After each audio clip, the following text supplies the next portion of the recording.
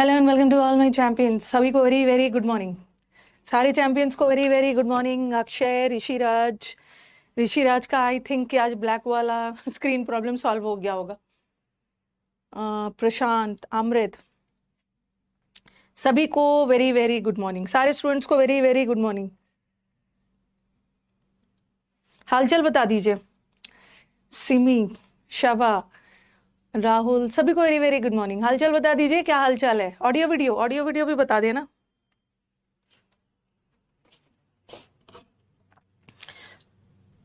सारे champions very very good morning. सब चीज ठीक है ना? अपना बताइए। आप ठीक है तो मैं भी ठीक हूँ। All good. What about you? Yes, everybody all across India, throughout the country, reeling under intense heat. गर्मी से सब लोग परेशान हैं। सभी को very very good morning. Good morning, good morning नहीं लग रहा है, गुड आफ्टरनून लग रहा है। ओके, सब चीज ठीक ठाक है ना? I am from Jharkhand. Piracy issue है। ये कौन सा इशू है? Piracy issue. चलो टाइम वेस्ट नहीं करते हैं। मैंने कल आपको बताया था ना, बिड वाला बताया था। गुड मॉर्निंग सभी को, वेरी वेरी गुड मॉर्निंग। एक बताया था बिड। बिड का मतलब है बोली लगाना, और बोली लगाने वाले सेंस में बिडिंग, ऑक्शन वगैरह होता है ना। ऑक्शन मतलब नीलामी। नीलामी में जो बोली लगाया जाता है उसका बिड। बिड तीनों फॉर्म सेम होता है, बट एक बिड का मतलब होता है किसी को ऑर्डर करना। ओके, ऑर्डर करना, या एक बिड बाय के सेंस में भी होता है, विदाई के सेंस में भी, तो उसका बेड बनता है। ठीक है, और उसका V3 बिडन बनता है।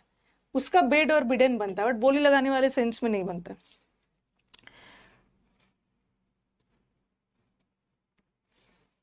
पार्ट्स ऑफ स्पीच में ना इंटेंसिफायर एडवर्ब को ही बोलते हैं, वहां पे समझा दिया था। हाँ, गांव में सब जगह गर्मी है।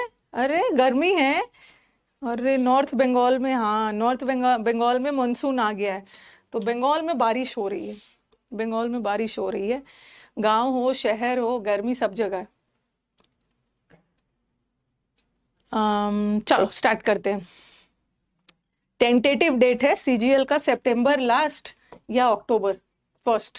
टेंटेटिव डेट उन्होंने दिया है। ओके, तो ये वाला किया था। फिर लास्ट में ना फॉरबिड भी करवाया था। फॉरबिड का मतलब होता है किसी को रोकना, मना करना। तो ये भी ऑर्डर के सेंस में भी है, किसी को ऑर्डर देके कहीं जाने के लिए मना करना, तो उसका फॉरबिड और फॉरबिडन है। कल हमने यहीं तक किया था। ठीक है, चलो आज V1 V2 फटाफट पूरा कंप्लीट कर लिया जाए। Yes yes, Bengal people they are blessed, उनकी बारिश हो रही है।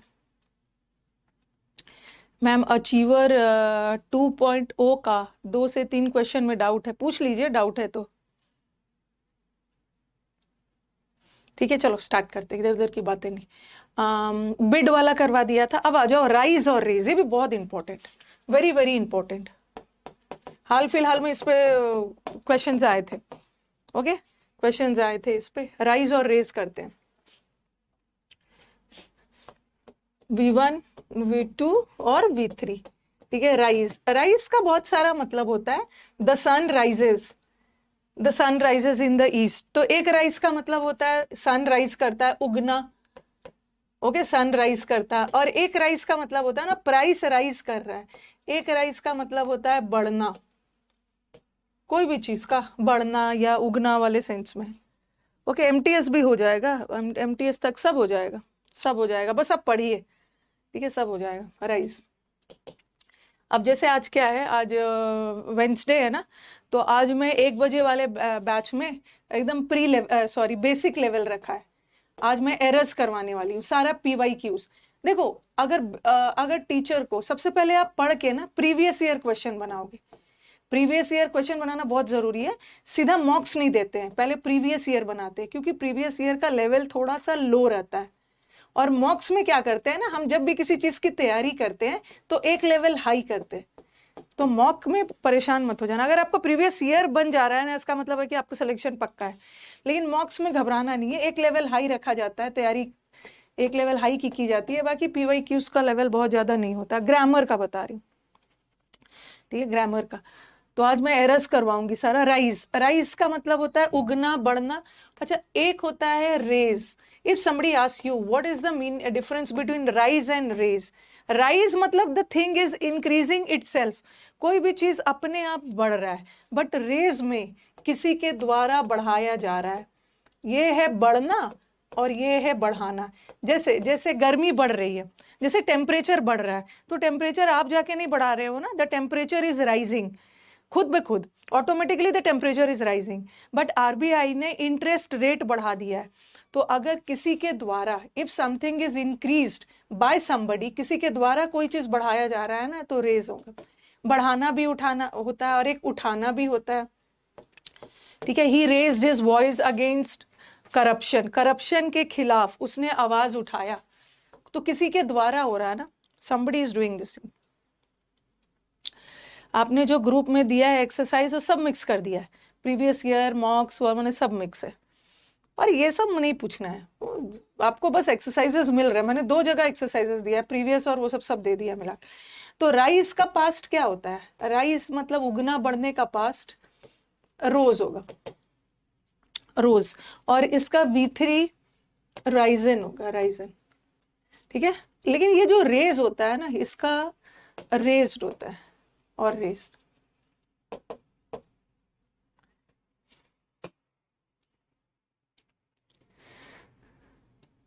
ओके, रेज्ड रेज्ड क्वेश्चंस देती हूँ। उगना बढ़ना या आप उठना भी होता है। जैसे बोलोगे आई rise early in the morning, मैं सुबह जल्दी उठती हूँ, तो वहां उठने के सन में है, उठने के सेंस में है। ये देखो ऐसा वाला है, द वाटर लेवल, वाटर का लेवल रेज्ड या रोज बाय 2 feet।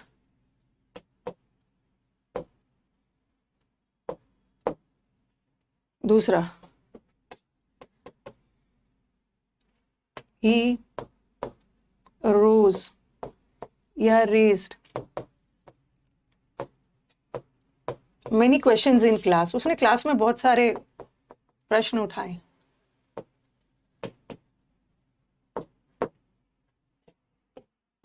he rose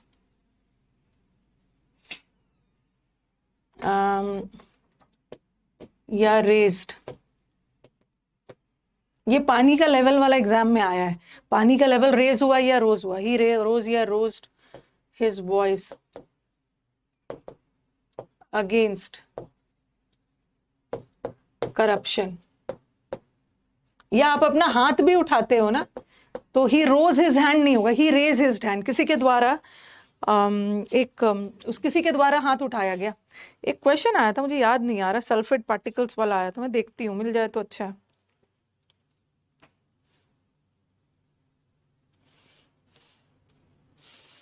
रुक जाओ, पहले इसको उतारो आप।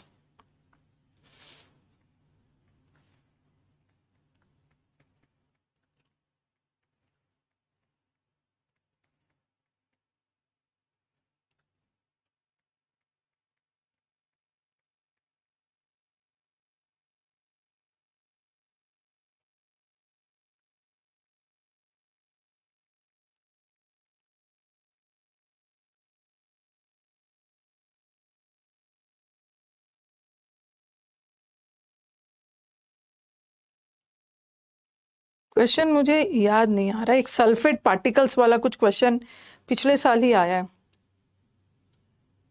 I think. हाँ, मिल गया शायद। नहीं नहीं, ये नहीं, ये तो केमिस्ट्री का क्वेश्चन है। पहले आप इसको लिखो।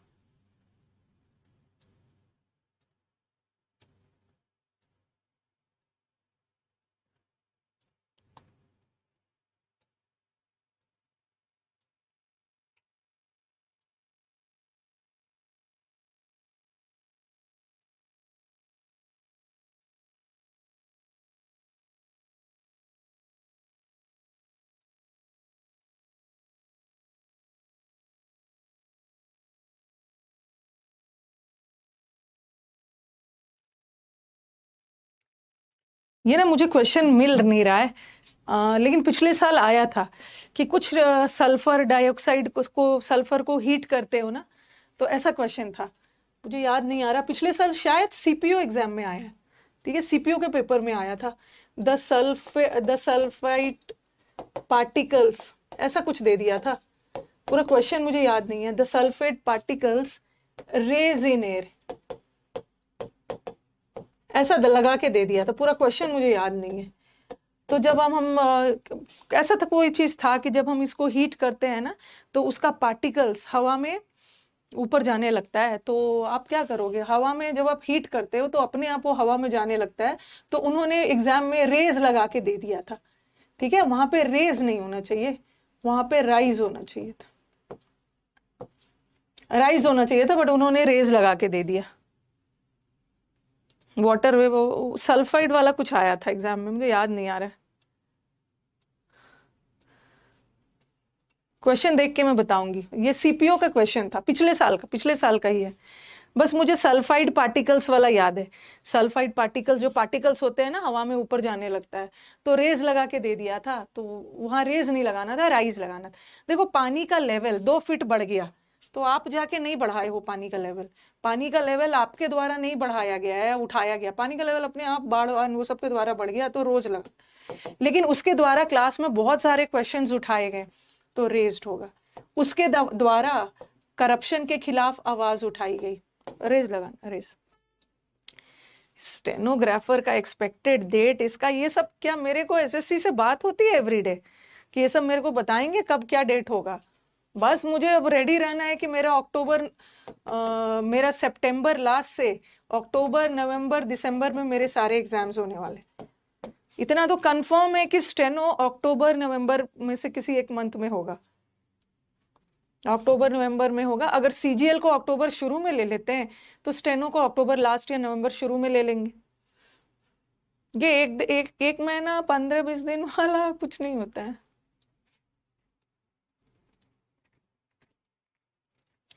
लिख लिया है? ओके, रेज्ड हो गया। फिर एक और क्वेश्चन था, एक और क्वेश्चन आपके प्रीवियस पेपर में था। व्हेन इन्फ्लेशन, क्या था? हाँ, व्हेन इन्फ्लेशन अकर्स।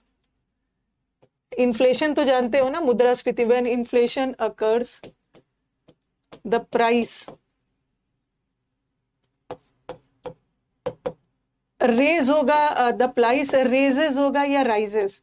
इन्फ्लेशन कब होता है? जब कीमत बढ़ती है उसी समय इन्फ्लेशन आ जाता है। तो आपके द्वारा थोड़ी बढ़ाया गया, राइजेस होगा, अपने आप बढ़ा है। राइज का मतलब होता है ना कोई भी चीज का खुद ब खुद बढ़ना। हीट करते हैं तो पार्टिकल्स हवा में खुद फैलने लगता है और रेज किसी के द्वारा, जैसे जैसे लिखा मैंने, ही रेज्ड हिज हैंड, उसने क्वेश्चन पूछने के लिए अपना हाथ उठाया, उसके द्वारा। ही रेज द फ्लैग, झंडा को उठाया। रोज द फ्लैग नहीं होगा, ही रेज द फ्लैग, किसी के द्वारा झंडा उठाया गया। और राइज का मतलब है खुद ब खुद, और राइज का रोज होता है और राइजन होता है, और रेज का रेज होता है। ओके, आप लोग ना ये सब मत पूछो कब एग्जाम होगा, ये देखो कि टाइम कम है, कैसे कैसे क्या क्या करना है।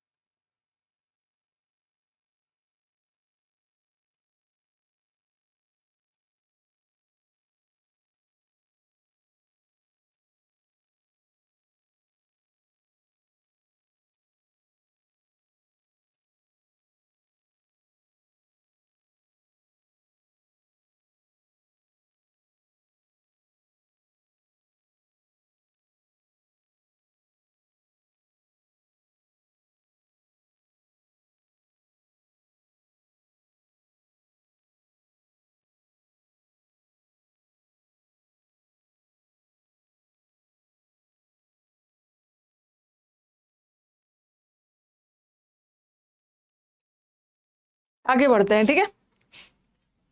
रेज और राइज वाला बहुत सारे एग्जांपल्स कर लिया। अब आ जाओ बीट। देखो ये बीट का भी 2 मतलब होता है, ठीक है।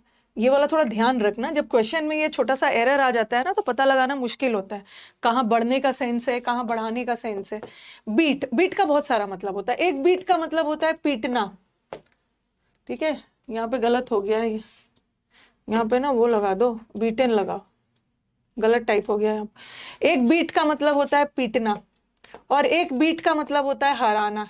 इंडिया ने इंग्लैंड को एक इनिंग से हरा दिया है, तो हराने के सेंस में भी इसका V2 सेम है, बीट का हराने या पीटने के सेंस में V1 और V2 सेम है, और इसका V3 बीटन होगा, बीटन। और ये जो बाइट है, बाइट का मतलब होता है काटना, जैसे डॉग ने आपको काट लिया, काटना, काटने का बिट है, और ये है बिटन, ये है बीटन और ये है bitten. He was bitten by a dog, dog के द्वारा उसको काट लिया गया। इन्फ्लेशन वाला में डाउट है, इन्फ्लेशन होता है ना तो एक ऐसा सिचुएशन होता है जहां प्राइस खुद ब खुद मुद्रास्फीति बढ़ता है, आप जाके नहीं बढ़ाते हो। एक मुद्रास्फीति एक ऐसा कंडीशन तैयार होता है जहां चीजों की कीमत अपने आप बढ़ने लगती है।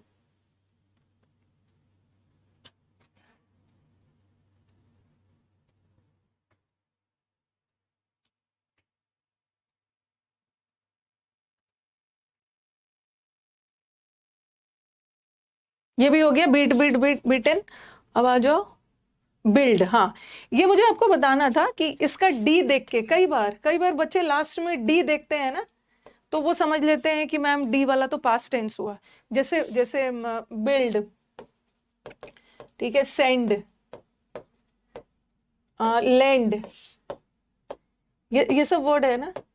बेंड, बेंड का मतलब भी है झुकना। इसमें इसमें दो तीन और लिख लो, बिल्ड सेंड लिखा है, लैंड मेंट ये सब लिख लो, यहाँ पे ये भी लिख लो। बिल्ड में डी देख के ये प्रेजेंट है और इसका पास्ट बिल्ट है, और इसका V3 भी बिल्ट है। और सेंड में डी देख के पास्ट मत समझना, ये सब प्रेजेंट टेंस है, इसका पास्ट सेंट और सेंट है।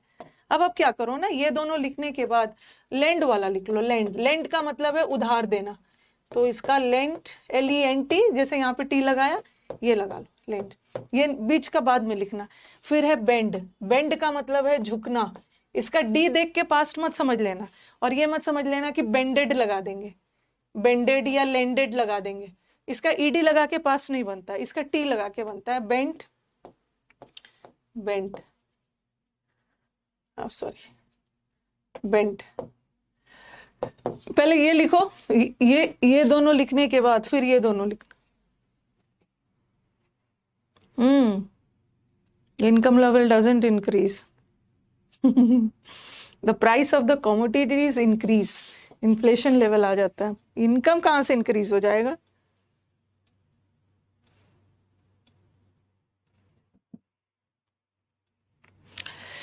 उसी तरह स्प्रेड,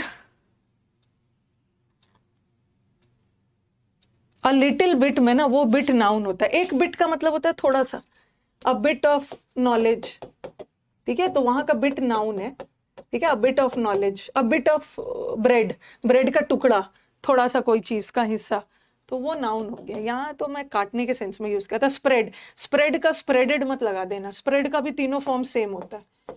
देखो भाई ये ध्यान रखो, जैसे cast cast cast, forecast forecast, telecast telecast telecast, वैसी तरह स्प्रेड का स्प्रेडेड मत लगाना। स्प्रेड का मतलब है बिखेरना, फैलाना, ईडी मत लगाना। ओके, ये हो गया। अब मुझे इसको अलग से करवाना है। फाइंड और फाउंड को अलग से लिखवाती हूँ, इससे भी रिलेटेड बहुत सारे एरर्स आते हैं। थोड़ा स्पीड पकड़ते हैं।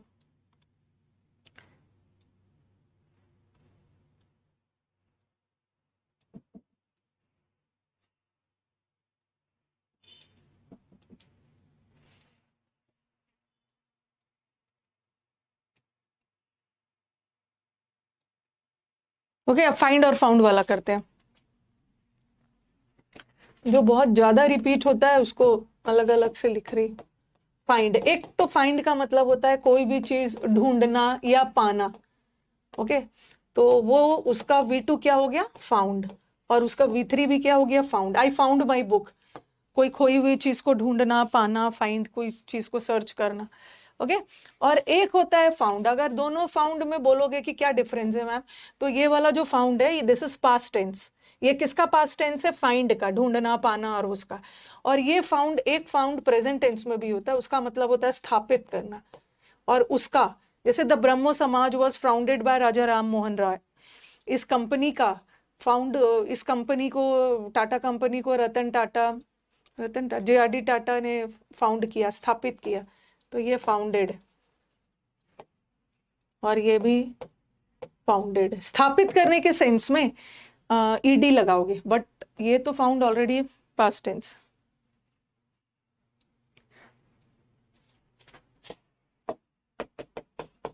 He founded his lost book. The company was found या founded by, लिख लो, his grandfather.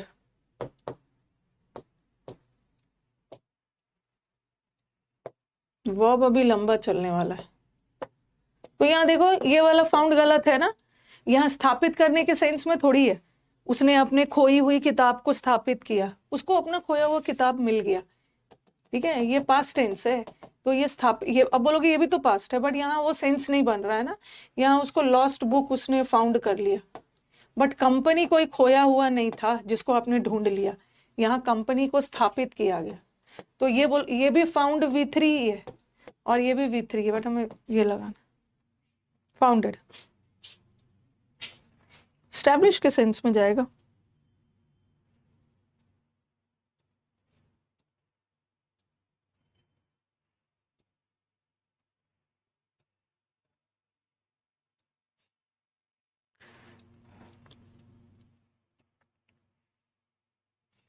ये भी हो गया फाउंड वाला।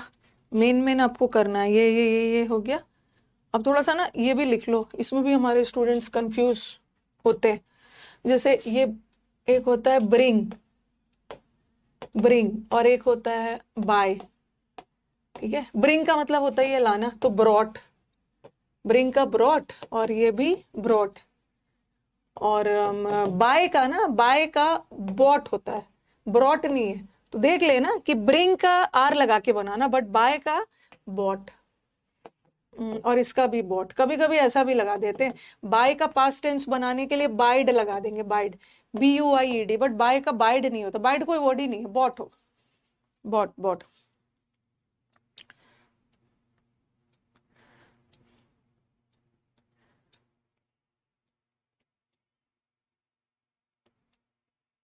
फॉन्ड अलग है, फॉन्ड का मतलब तो शौकीन होना है, और फॉन्ड एडजेक्टिव है, एडजेक्टिव का V1 V2 नहीं बनता है।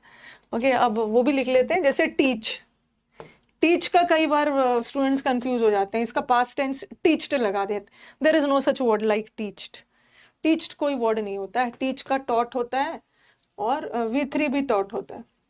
ओके, उसी तरह फाइट का भी ये तो इजी है, पता ही है, फाइट का फॉट, फॉट। मतलब कहने का मतलब है कभी कभी बाइड लगा देंगे, कंफ्यूज मत होना, बाइड नहीं होता है, बॉट होता है। ओके, टीच का कभी कभी टीच्ड लगा देंगे, there is no such word like teach, taught होगा, और इसका भी फॉट ही होगा।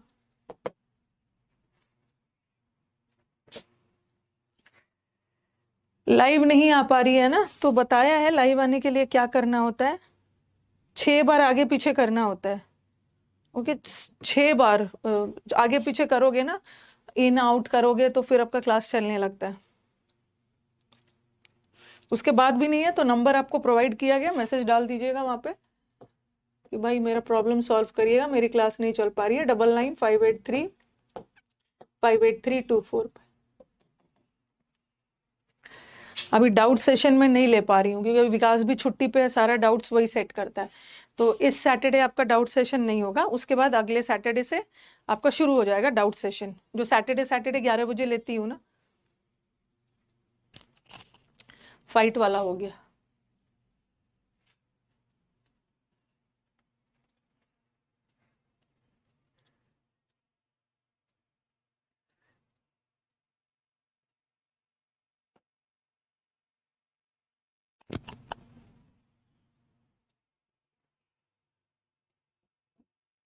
ये भी हो गया है, ठीक है। अब बहुत सारा मेन है जो आप लोग गलत कर देते हो, फॉल फेल भी गलत करते हो, फॉल फेल इसको भी अलग से करवाना होगा।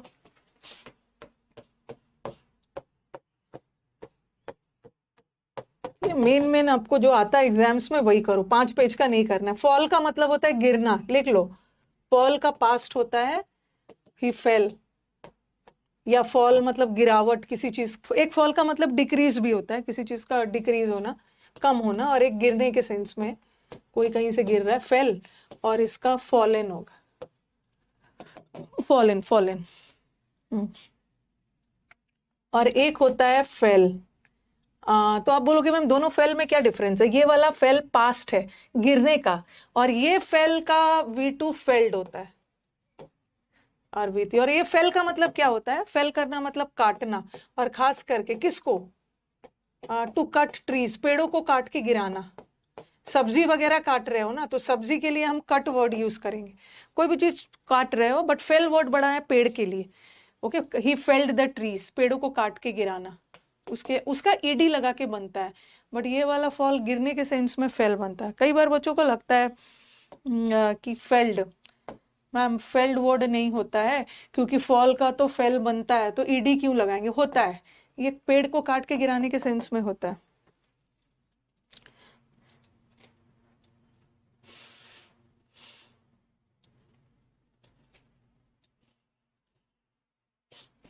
इसे लिखा he felled, he fell off the chair।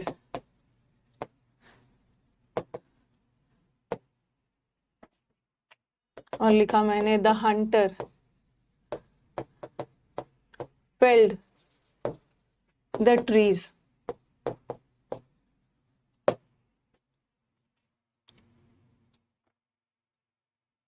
Fighted नहीं होता, फाइटेड वर्ड नहीं होता, फॉट होता है फॉट, फाइटेड नहीं।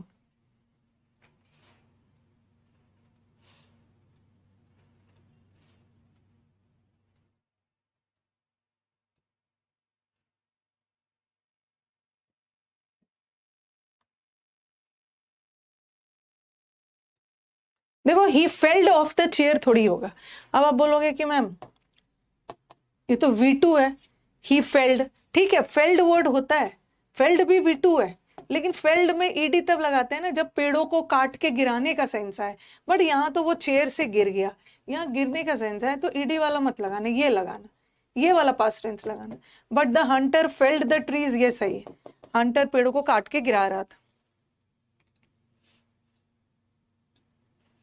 तो एक फॉल गिरने के सेंस में, बट कुछ फ्रेजेस होते हैं, ये भी मैं आपको करवा रही हूँ, जहां पे हम फॉल फेल का यूज करते हैं।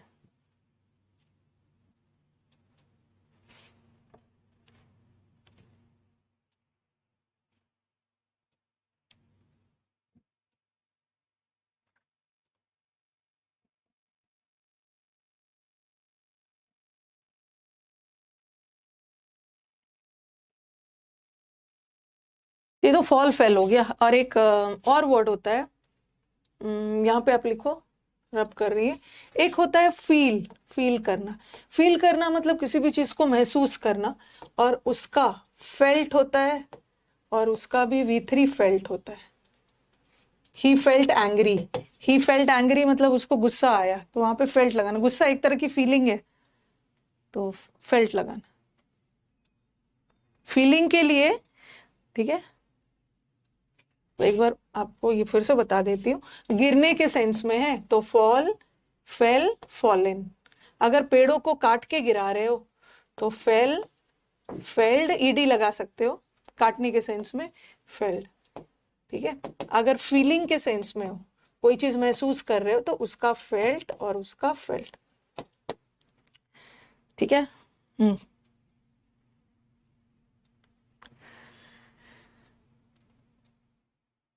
अब आप बोलोगे फेल्ट और फेल्ट। अब आप बोलोगे कि मैम लव भी तो एक तरह का फीलिंग है, तो लव के साथ तो फील फेल्ट लगाना चाहिए ना, लेकिन नहीं, लव के साथ फॉल वर्ड लगा। You fall in love, you fall in love, या he fell in love past tense में, या he has fallen in love. दिमाग में आएगा, ये सब फ्रेजेस बना हुआ था। Okay, fall in love, fell in love, fallen in love, आएगा कि मैम लव भी तो फीलिंग है, और आप फीलिंग के लिए तो ये लगाना है ना, फीलिंग के लिए ये लगाना चाहिए, फेल्ट वगैरह लगाना चाहिए। बट ये फ्रेज है, ये फॉल, फेल, फॉलन के साथ बना। ओके, ही हैड फेल नहीं होगा। अगर अगर पेड़ को काटने के सेंस में है तो he had failed the trees. पेड़ को काटने के सेंस में है तो उसका V3 लगा दो, फेल्ड। बट अगर गिरने के सेंस में है ही हैड फॉलन, ठीक है, तब वहां पे ये V3 लगाओ। गिरने के सेंस में है तो फॉलन लगाओ। ओके, तो लव वाला के लिए ना फील वाला मत लगाना, लव के लिए फॉल। एक और है, लव के लिए है, और एक और चीज है, जैसे ही has fallen sick, he has fall, या ही, बताओ, ही फेल, ही फेल्ट, अरे ही फेल्ट या ही फेल सिक, बीमार पड़ गया। क्या है, हैज हैव हैड के, अगर हैज हैव हैड ऑक्सिलरी का काम कर रहा है तो उसके बाद V3 चाहिए। मेन वर्ब का काम कर रहा है, हाँ, तो अब दिमाग में आएगा ही फेल्ट सिक, तो लगेगा अरे सिक कोई बीमारी, सिक कोई फीलिंग थोड़ी है, ही फेल सिक होगा। जैसे लव वाला है ना, ही हैज फॉलन इल, इल और बीमारी के लिए भी फॉल लगाते हैं, you fall sick, fall sick मतलब बीमार होके बेड पे गिरा हुआ है। ओके, फॉल सिक या ही फेल सिक या ही हैज फॉलन सिक, तो वहां भी फेल्ट मत मत लगाना। ये सब आपको प्रीवियस पेपर में सेंटेंस इंप्रूवमेंट में मिलेगा। जैसे आप फॉलन इन लव के लिए फॉल, फेल, फॉलन लगाते हो ना, जैसे बीमारी की वजह से बेड पे गिरा हुआ है, बेड पे पड़ा हुआ है, ये वाला मत लगाना। बीमारी के लिए भी फॉल, फेल, फॉलन होगा। बीमारी इल या सिक के लिए यस, फील, बीमारी कोई फीलिंग नहीं है जो महसूस कर रहे हो। अगर जैसे ऐसा है, he felt angry, he felt bad, उसको बहुत बुरा लगा। ही फेल्ट कंफर्टेबल, उसको कंफर्टेबल वाली फीलिंग आ रही थी। या he felt angry, he felt angry, तो एंग्री, एंगर क्या है, एक तरह की फीलिंग है, कंफर्ट फीलिंग है। आपको बहुत बुरा लग रहा है या अच्छा लग रहा है, वो भी तो एक फीलिंग है। तो फीलिंग के लिए ना आप फेल्ट लगाना, फेल्ट। अब आप बोलोगे मैम लव भी तो फीलिंग है, बट लव के लिए ना ये फॉल, फॉलन, फॉलन के साथ एक फ्रेज है, एक इडियम है, फ्रेज है, ये फॉल के साथ ही बना हुआ। नहीं तो बच्चे कंफ्यूज हो जाएंगे मैम, लव भी तो जैसे अच्छा फील करना, कंफर्टेबल फील करना, एंग्री फील करना, ये सारे फीलिंग्स है, तो फीलिंग के लिए आपने फेल्ट लगाया, लव के लिए भी तो आपको लगाना था ना। ये एनडीए में आया था, एनडीए में किसी में देखा था मैंने, वहां पे लव वाला था और उसने फेल्ट लगा दिया था, बट होना चाहिए था फॉल। उसी तरह बीमारी में भी फॉल, फेल, फॉलन, लिख लो, लिख लीजिए, लिख लीजिए।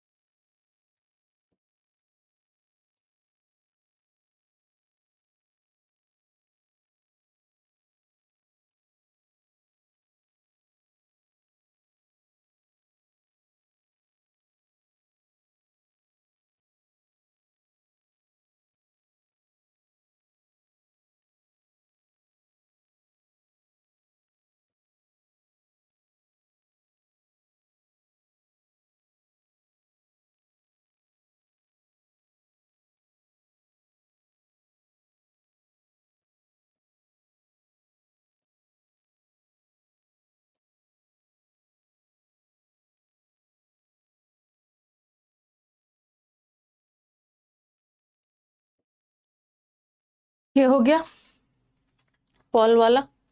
अब शूट का देख लो, शूट करना किसी को तो ये तो पता ही है, शूट का शूटेड मत कर देना, शॉर्ट शॉर्ट, ठीक है, शॉर्ट शॉर्ट।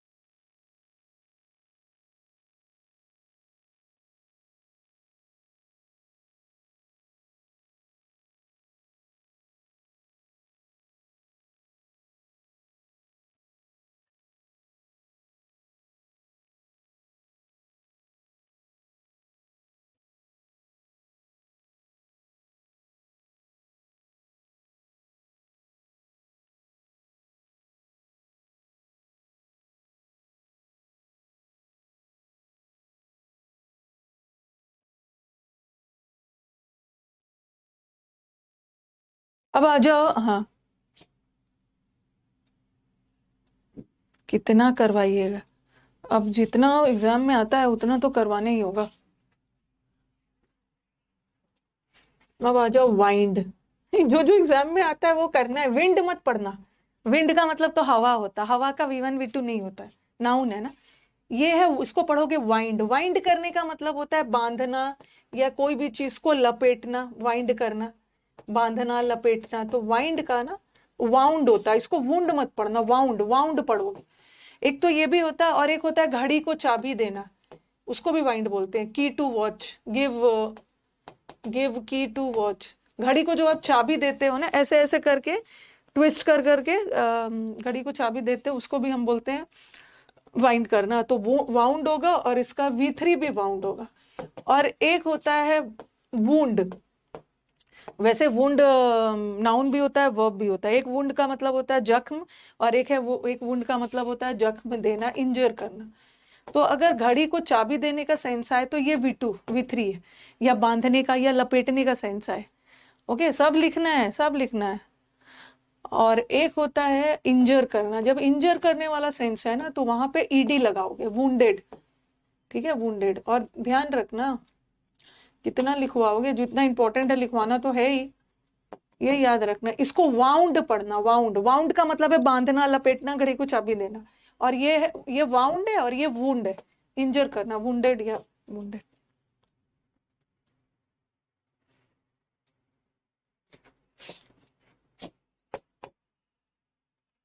लिखना, द टाइगर वॉज वाउंड या वुंडेड। टाइगर घायल था, या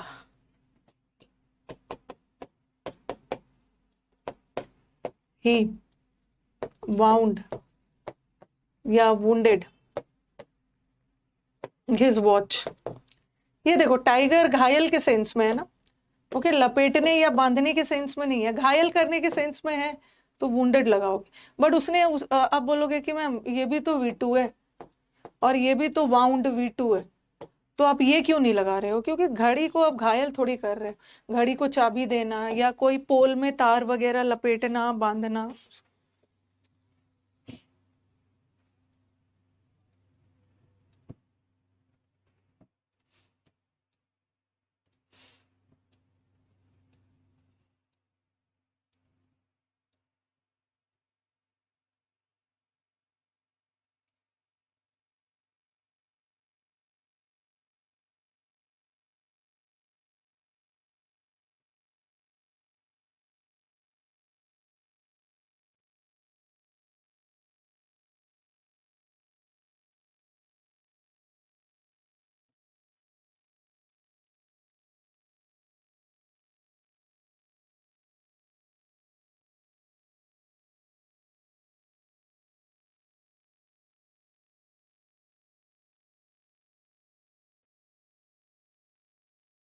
ये भी हो गया, वाउंड वाला, फाउंड वाला हो गया।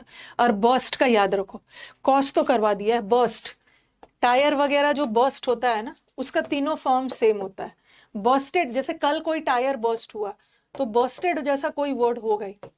जैसे आपको लगता है फोरकास्टेड, टेलीकास्टेड, ब्रॉडकास्टेड होता होगा, वैसे ही बर्स्टेड कोई वर्ड नहीं। बर्स्ट का तीनों फॉर्म सेम है। कल परसों 4 साल पहले भी टायर बर्स्ट हुआ होगा ना, तो ईडी मत लगाना। अब आप दोनों बर्स्ट में डिफरेंस देखो। ये बर्स्ट का मतलब होता है ना, किसी भी चीज का खुलासा करना। जैसे पुलिस ने, अब आप बोलोगे कि मैम इसमें तो आपने ईडी लगाया है, ठीक है, ईडी लगाया है, यहाँ पे क्यों नहीं लगाया? क्योंकि ये बर्स्ट, टायर वगैरह बर्स्ट करने के सेंस में है। या आप पटाखे भी फोड़ते हो ना, ठीक है, आप पटाखे भी फोड़ते हो, तो आप बोलते हो ना, यू बर्स्ट क्रैकर्स। क्रैकर मतलब पटाखा। तो क्रैकर को अब ये जैसे टायर भी बर्स्ट होता है, और क्रैकर, पटाखे को भी हम फोड़ते हैं, तो बर्स्ट करते हैं। कभी कभी हम ऐसा भी बोलते हैं, कोई बहुत ठहाका मार के हंस रहा है तेजी से, तो ही बर्स्ट इनटू लाफ्टर। मतलब एक बर्स्ट का ये एक फ्रेज है, इसका मतलब होता है ना बहुत ज्यादा हंसी में। या he burst into tears. Burst into laughter का टीयर्स मतलब कोई फूट फूट कर रो रहा है, तो उसको भी बोलेंगे ही बर्स्ट इनटू टीयर्स। कोई बहुत फुट करनी है, कोई बहुत तेजी से हंस रहा है, उसमें भी बर्स्ट बोलेंगे। तो जो RST वाला वर्ड है ना, RST, उसमें ईडी नहीं लगता, ईडी नहीं लगता, ईडी नहीं लगता। ओके, एक वाइंड अप अलग है। वाइंड अप तो फ्रेजल वर्ब है ना, वर्ब और फ्रेजल वर्ब में डिफरेंस होता है, ठीक है। वर्ब अकेला वर्ब होता है। फ्रेजल वर्ब का मतलब होता है वर्ब में जब प्रेपोजिशन जुड़ गया। देखो, अगर मैं बोलूंगी लुक, लुक वर्ब है, लुक का मतलब तो सिंपली देखना होता है, बट मैं इसमें एक प्रेपोजिशन डाल दूंगी तो अब ये बन जाएगा फ्रेजल वर्ब। और जब फ्रेजल वर्ब बनता है ना, उसका मीनिंग पूरी तरह से चेंज हो जाता है। लुक अप का मतलब होता है ढूंढना, तो अभी हम फ्रेजल वर्ब नहीं कर रहे, अभी हम वर्ब कर रहे। ये बर्स्ट का मतलब होता है ना खुलासा करना, ठीक है, खुलासा करना, बर्स्ट। जैसे कोई स्कैम, कोई घोटाला वगैरह को पुलिस ने बर्स्ट किया, तो उसमें ईडी लगा देना, उसमें ईडी लगा देना।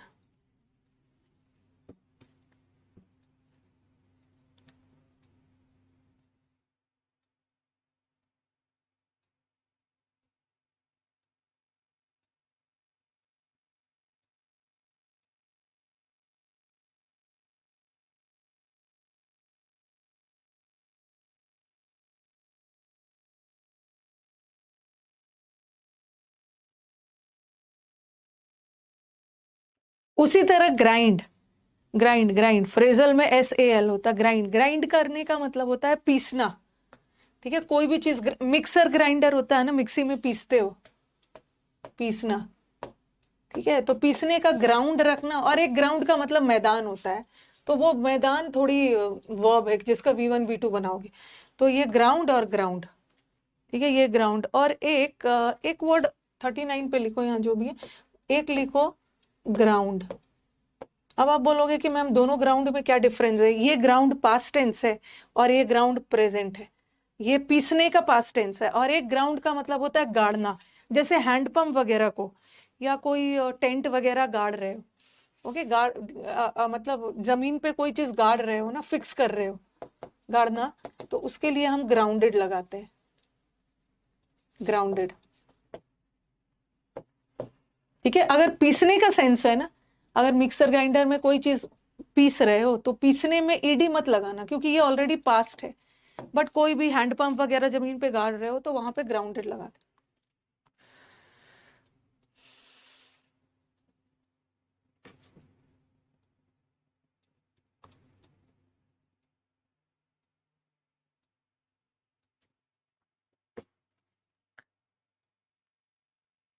झंडा भी गाड़ दिया, ग्राउंडेड कर दिया। अंडरग्राउंड अलग है, अंडरग्राउंड। और एक ग्राउंडेड का अलग अलग मतलब जाता है।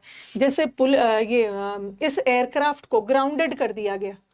ग्राउंडेड का मतलब ना बहुत तरह तरह का जाता है। ये जो हवाई जहाज है, इसको ग्राउंडेड कर दिया गया।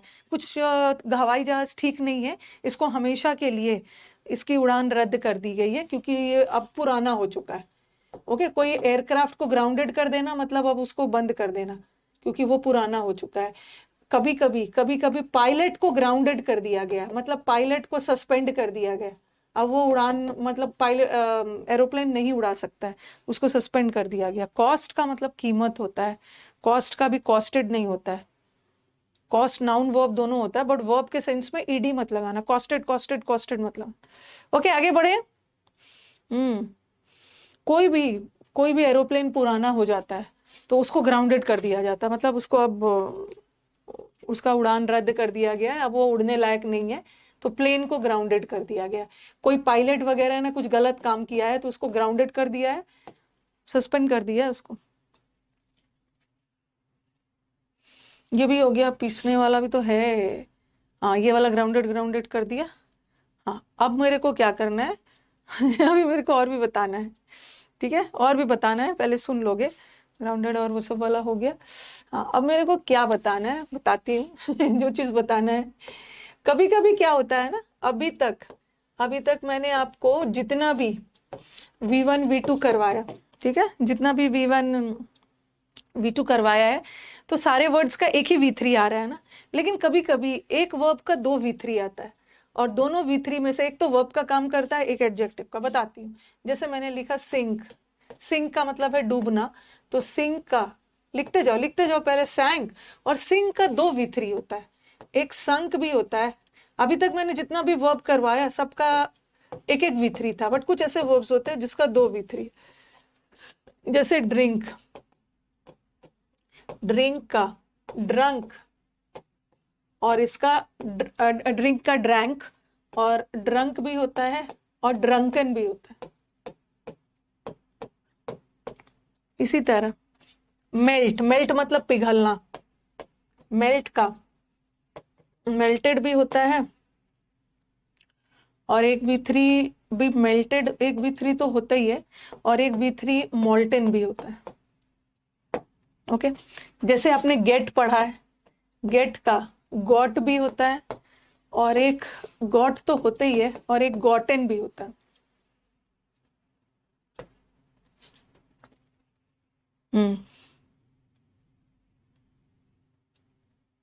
He was in a drunken state, yes.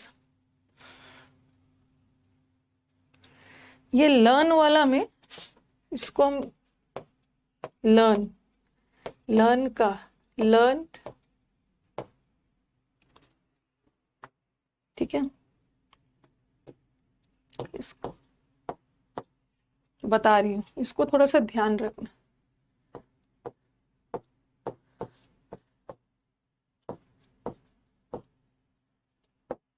लिखो इसको।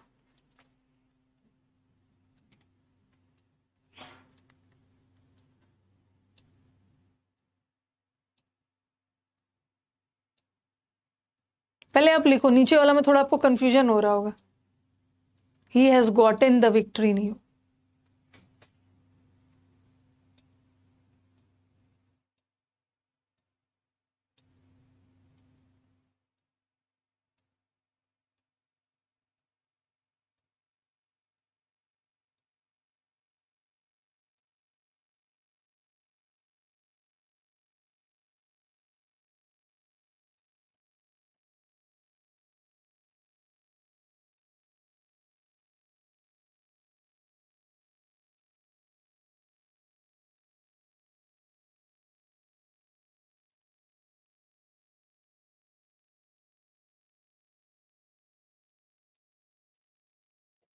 सब यूज करके बताओ, आप लिख लो पहले।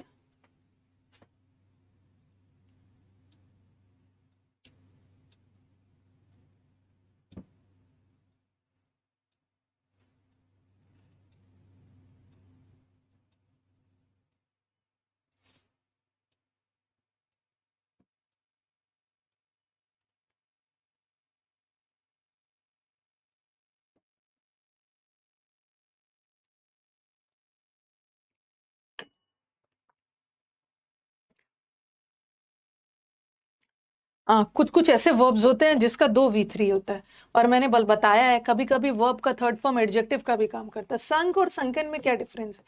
ये वाला संक जो होता है ना, ये वर्ब है, और संकन एडजेक्टिव है, ठीक है। उसी तरह ड्रंक वर्ब है, वर्ब का थर्ड फॉर्म, बट ये एडजेक्टिव। मेल्ट का मतलब है पिघल जाना, और मोल्टन मतलब पिघला हुआ, पिघला हुआ किसी की विशेषता बता रहा है, एडजेक्टिव है। गॉटन एडजेक्टिव है, और ये सब वर्ब है।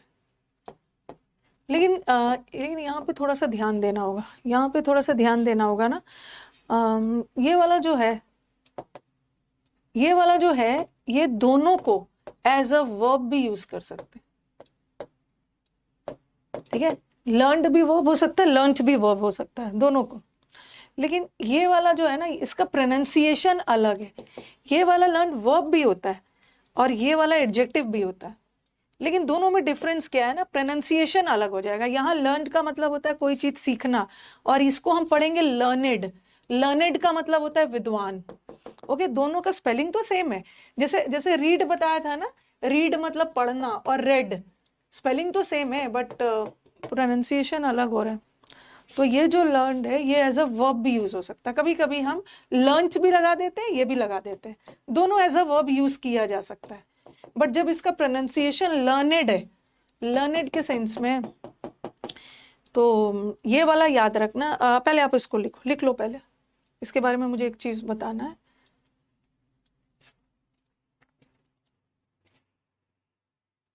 He is a very learned person, learned man, विद्वान व्यक्ति।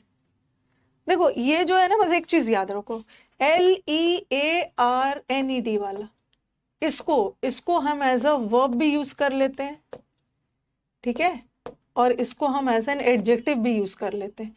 बट एडजेक्टिव में इसका प्रोनाउंसिएशन लर्नेड होगा। लर्नेड का मतलब होता है विद्वान, ओके, और ये तो सिर्फ सीखने के सेंस में।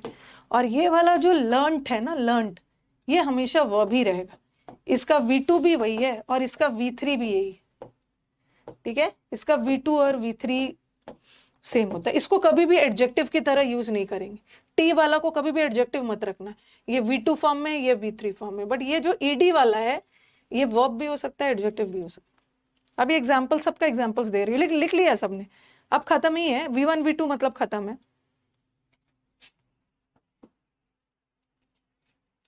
देखो कभी कभी बच्चे कंफ्यूज हो जाते हैं। मैंने लिखा ही लर्न द आंसर, और दोनों करेक्ट है। और फिर मैंने लिखा ही लर्नड द आंसर, दोनों सही है, ठीक है। दोनों में से कोई रॉन्ग नहीं है, यूज कर लेते हैं हम। ये जो लर्नड है, ये भी वर्ब है और ये भी वर्ब, दोनों तरीके से हम यूज कर लेंगे, दोनों तरीके से यूज कर लेंगे, ओके। बट अगर ऐसा सेंटेंस रहता, ही हैज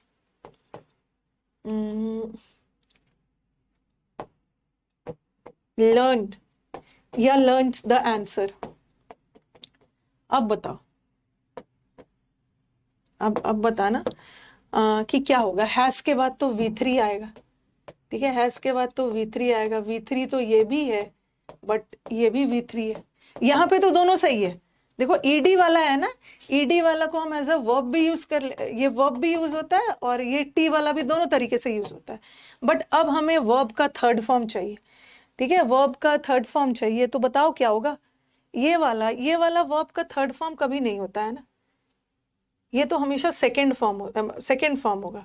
तब हम यहाँ पे ये लगाएं, ठीक है। अगर ये थर्ड फॉर्म होगा ना, तो ये एडजेक्टिव का काम करने लग जाएगा। देखो ऐसा मैंने लिखा था ना, लर्न, फिर मैंने लिखा था लर्नड, फिर मैंने ये वाला टी वाला लिखा था LEARNT, और फिर लिखा था LEARNT, ठीक है, और फिर लिखा था लर्नेड।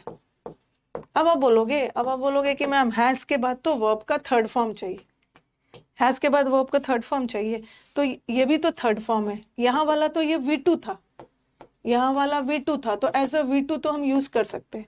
बट अब हमें एज अ थर्ड फॉर्म चाहिए।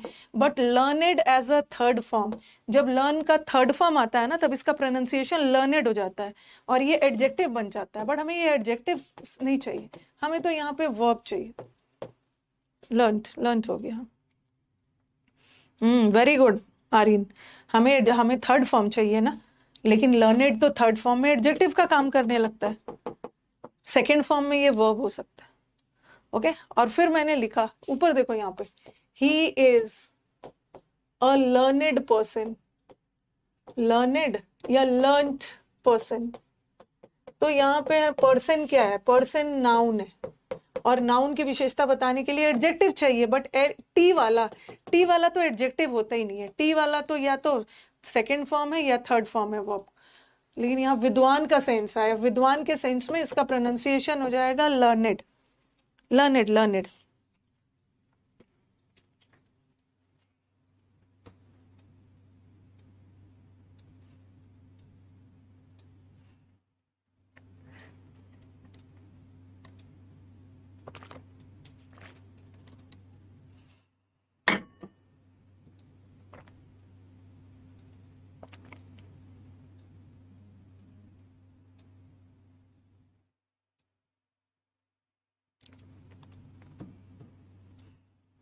ओके, हाँ। अराइज का वही होगा, अरोज, अराइजन, वही होगा। ये भी हो गया। अभी और भी एग्जांपल्स दे रही हूं। he has got या gotten a beautiful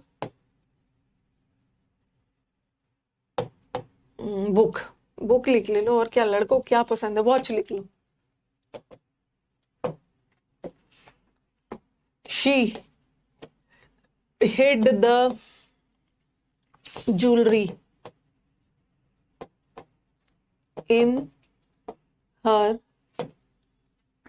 recently got या gotten साड़ी, उसने अपना साड़ी नया नया जो साड़ी खरीदा था उसी में सारा ज्वेलरी छुपा दिया।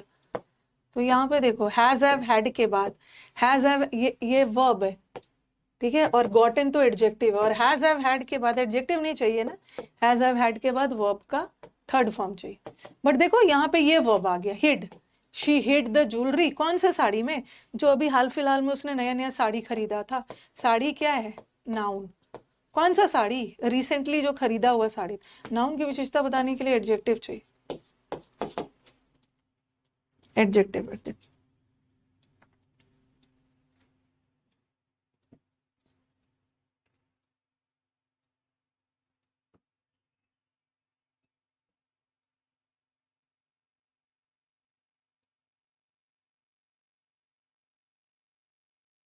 भगवान, हाँ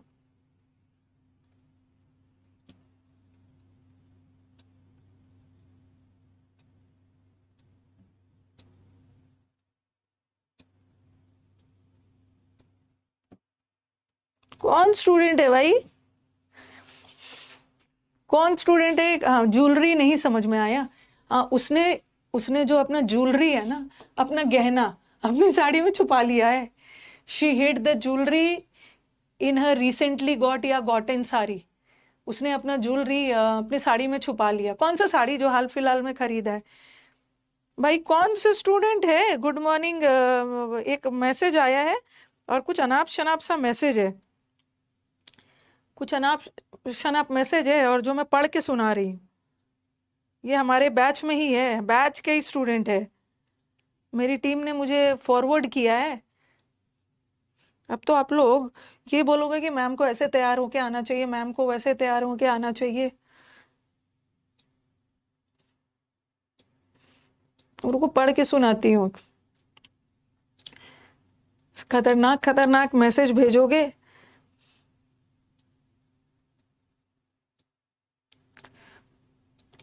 ज्वेलरी वाला नहीं समझ में आया।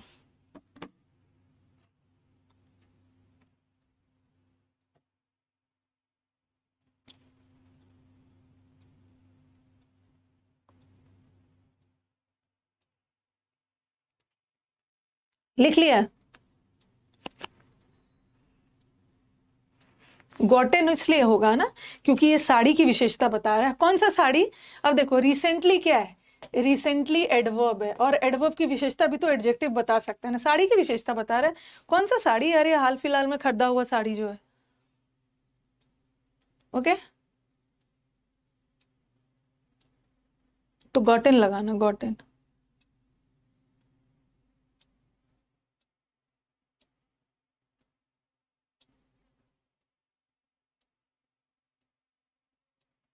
अरे नहीं नहीं रुको, उसका आज तक ऐसा मैसेज मेरे को किसी ने नहीं भेजा है, आज तक ऐसा मैसेज नहीं भेजा है। तो मैं स्टूडेंट का नाम नहीं लूंगी, लड़की स्टूडेंट है, इसी बैच में है। मैं उसका नाम नहीं लूंगी ताकि आप लोग फिर उसको बोलने लगोगे।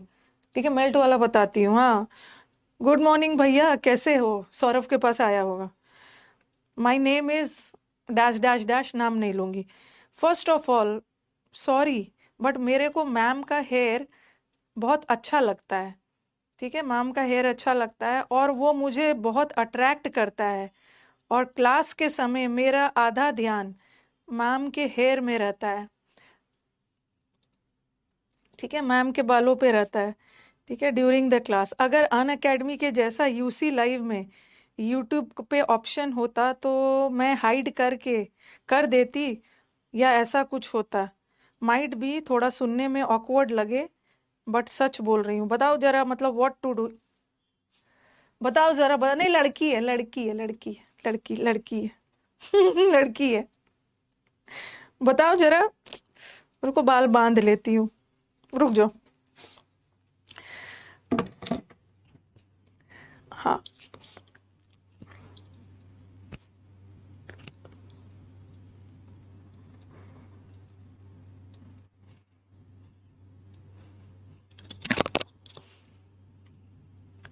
ओके अब हाँ, भगवान ऐसे ऐसे स्टूडेंट्स भी है। ठीक है, अब बांध लिया मैंने। अब ध्यान दीजिएगा। नहीं, उसको डांटूंगी नहीं मैं, मतलब उसका नाम मैंने नहीं लिया, लेकिन ये गलत बात है ना, गलत बात है। हाँ, उसका नाम मैंने, हाँ, ये सब गलत बात है। आज मैंने बांध लिया। हर दिन बाल बांध के थोड़ी आ जाओगे, मेरे बाल ट्रीटेड है। ओके, ट्रीटमेंट किए हुए बाल को आप बहुत ज्यादा बांध नहीं सकते। ओके, आपका मैं, हाँ, मैं चाहती हूँ ना कि मेरा स्टूडेंट्स डिस्ट्रैक्ट ना हो। लड़की है, डिस्ट्रैक्ट ना हो। वो सुन भी रही होगी या रिकॉर्डेड देखती हो, तो आप मेरा स्टूडेंट डिस्ट्रैक्ट ना हो, इसी वजह से मैंने अपना बाल बांध लिया है। ठीक है, और कैसे डिस्ट्रैक्ट है हो जा रहे हो भाई? बाल बांध लिया, बट हर दिन बाल बांध के मैं नहीं आऊंगी। ट्रीटेड हेयर है, ट्रीटेड हेयर को बहुत ज्यादा बांध के नहीं रखते हैं। ओके, चलो अब मेल्टेड वाला लगा लो। मुझे हंसी आ रही है यार। The ship. टीचर की तरफ थोड़ी ध्यान देते हैं। ये टीचर इतना जल्दी जल्दी रब कर लिखवा रहा है, जल्दी जल्दी मिटा भी देगा, ये सोचना कि मैम का कोई गारंटी नहीं है ना, लिख के तुरंत हटा भी देती है। तो मेरी तरफ थोड़ी देखना है, स्क्रीन पे देखना है, स्क्रीन पे देखना है, स्क्रीन पे। लड़के हमारे ठीक है, वो अपना लिखने में लगे रहते हैं। लड़कियों का प्रॉब्लम है भाई।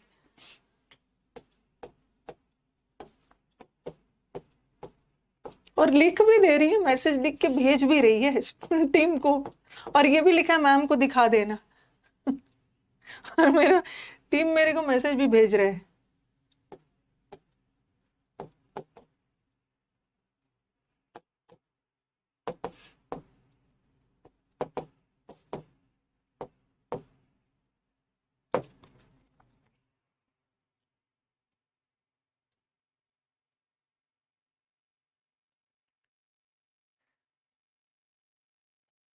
A sunk या sunken ship was lying in the ocean.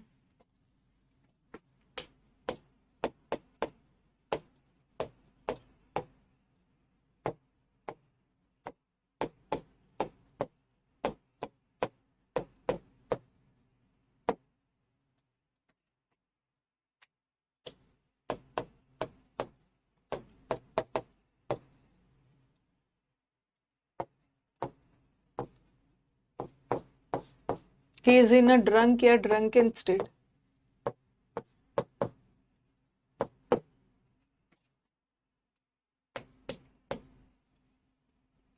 The ice has melted या molten, लिखो पहले।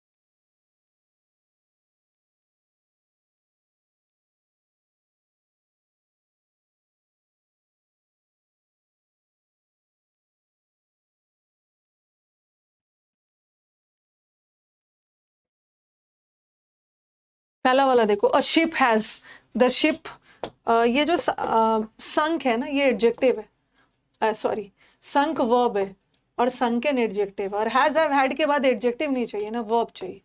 अब देखो हमारा वर्ब तो ये है, वॉज ऑक्सिलरी है, और अब मेन है, और अब हमें वर्ब नहीं चाहिए, हमें तो अपना वर्ब मिल गया। ये शिप की, एक होता है शिप डूब चुका है, उसके डूबने में कोई क्रिया हुई थी, वो वर्ब है। बट यहाँ पे डूबा हुआ, एक डूबा हुआ शिप समुद्र के बीच में दिख रहा था, ये शिप क्या है? Noun. What kind of ship? It is describing a noun, we need an adjective. तो ये वाला आंसर है, ये नहीं। द मैन, मैन पिया हुआ है, ड्रंक है, बट वो ड्रंक इन स्टेट में है, पिए हुए स्टेट में है। स्टेट क्या है? नाउन। नाउन की विशेषता बताने के लिए एडजेक्टिव चाहिए। आइस पिघल चुका है, आइस हैज मेल्टेड। बट अगर ऐसा रहता ना, मोल्टेन आइस, मेल्टेड आइस नहीं होगा, मोल्टेन आइस। मोल्टेन आइस का मतलब है पिघला हुआ बर्फ, मोल्टेन मैग्मा जो वॉल्केनो में निकलता है। आइस नाउन है, नाउन की विशेषता के लिए एडजेक्टिव चाहिए। बस एक लास्ट एक दो है, उसको करके खत्म करती हूँ।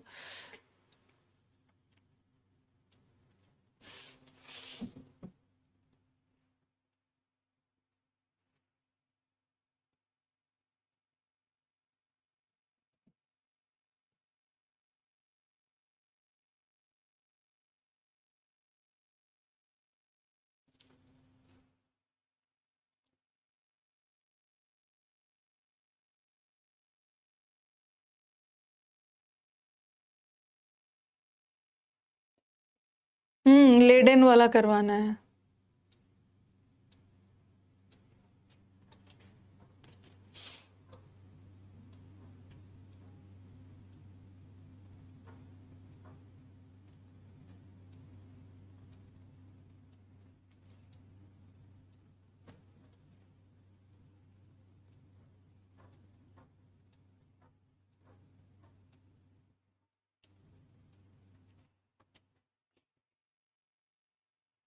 लास्ट, अब लास्ट बचा है। स्टेट का मतलब अवस्था होता है। हाँ।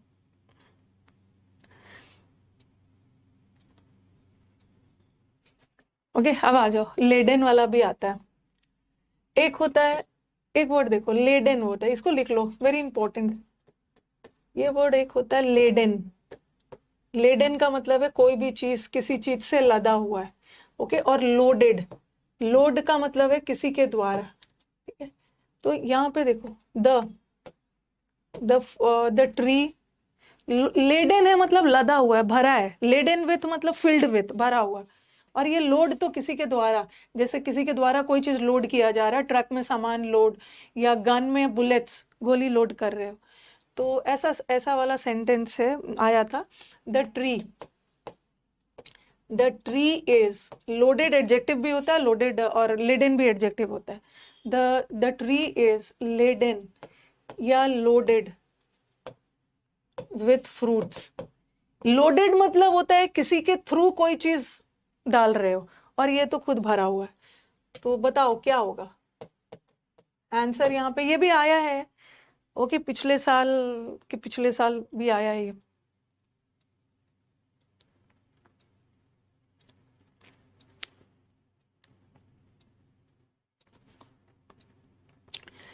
लेडेड नहीं होगा, लेडन होगा, लेडन, लेडेड नहीं है, लेडन। ये जो ट्री है, ट्री में आप जाके फ्रूट्स लोड थोड़ी कर रहे हो। ये जो पेड़ है, ये फ्रूट्स, फलों से लदा हुआ है, खुद आपने जाके लोड नहीं किया। तो लेडन वर्ड डालना, लोडेड मत डाल। ट्रक लोडेड है या गन में बुलेट्स डाल रहे हो। ओके, तो हमारा V1 V2 V3 जितना इंपॉर्टेंट वाला का था करवा दिए। लेडेड, हमें एडजेक्टिव, हाँ, पेड़ लदा हुआ है। जैसे ये जो लेड होता है ना, ये जो लेड है, ठीक है, लेड है, लदा हुआ, इसका लेडेड भी होता है V2, और इसका लेडेड भी होता है, और V3 लेडन होता है। Laden, laden. तो यहाँ लेडन इज एन एडजेक्टिव। यहाँ कोई क्रिया नहीं हो रही है कि हमें वर्ब चाहिए। हम पेड़ की विशेषता बता रहे हैं। कैसा पेड़? जो फलों से लदा हुआ है। यहाँ लेडन वर्ड में कोई क्रिया नहीं हो रही है कि हम यहाँ पे लेडेड लगाएंगे। आपके दिमाग में आ सकता है कि मैम लेडेड लगा दीजिए, बिकॉज यहाँ पे नो एक्टिविटी टेकिंग प्लेस। ऐसा नहीं है कि पेड़ कोई काम कर रहा है। I am describing the tree. What kind of tree? जो पूरा भरा हुआ है फ्रूट से। तो मैंने एडजेक्टिव यूज किया। लेडेड मत करना, लेडेड नहीं करना। ओके,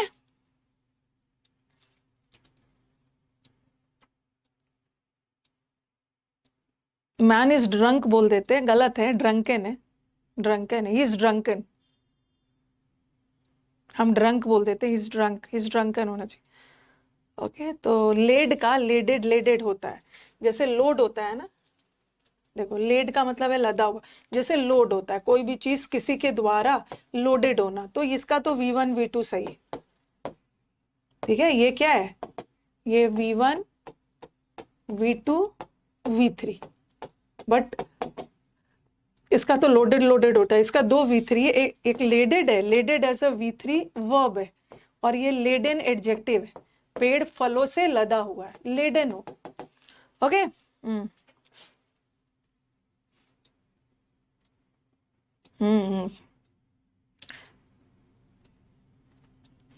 स्टार्ट करें अब। ये वाला फाइनली V1 V2 V3 खत्म कर दिया।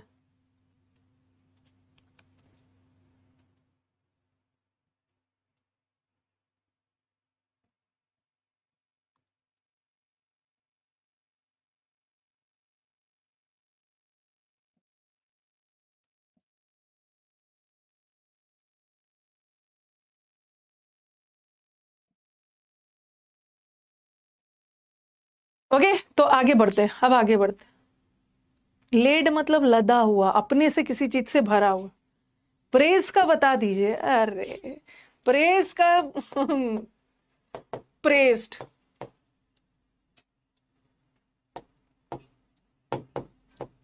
ये क्या है, स्टिक, स्टक, स्टकन नहीं होता है, स्टिक चिपका हुआ, ये तो पता ही है, stuck, it was stuck to her hair. Stucked मत लगाना, क्योंकि स्टक अपने आप में पास्ट है, ईडी मत लगाना। आपने जो कॉन्टैक्ट नंबर प्रोवाइड किया है ना, तो वो रिसीव नहीं हो रहा, मैसेज डालिए, उसके पास 500 कॉल आता है, ओके 500 कॉल आता है, तो कितना का आंसर करेगा। स्टकन नहीं हो, विच वॉज स्टक, स्टकन नहीं। ओके,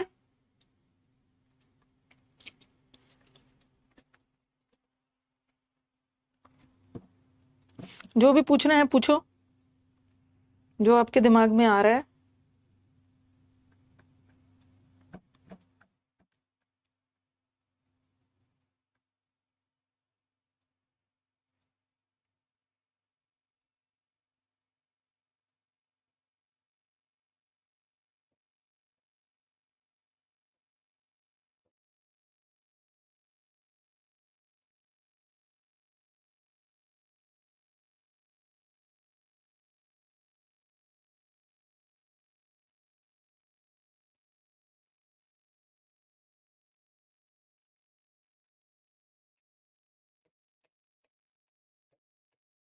सीयू होता है, सीयू का मतलब है सिलना, सिलना, सिलना, सिलते हैं ना कपड़े वगैरह, तो इसका सीव्ड कर देना और इसका सीउन कर देना। ओके, और एक होता है सो, सो करना मतलब बोना, बीज वगैरह जो बोते हैं। ओके, बीज वगैरह जो बोते हैं ना, उसका सोड और सोन। ठीक है, सोड, स्टक, स्टक, स्टक। अभी मैं क्या प्रोवाइड कर रही हूं, can you please provide us.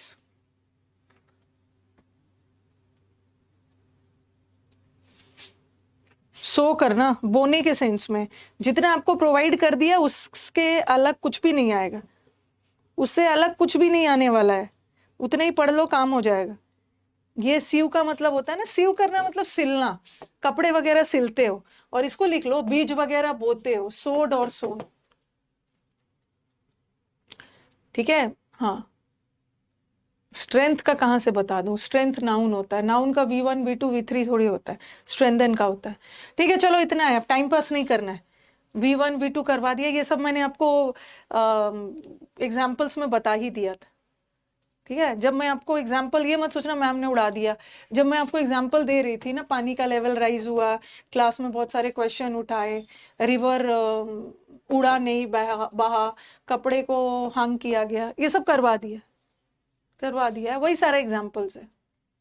Okay, सारा एग्जाम्पल्स वही है।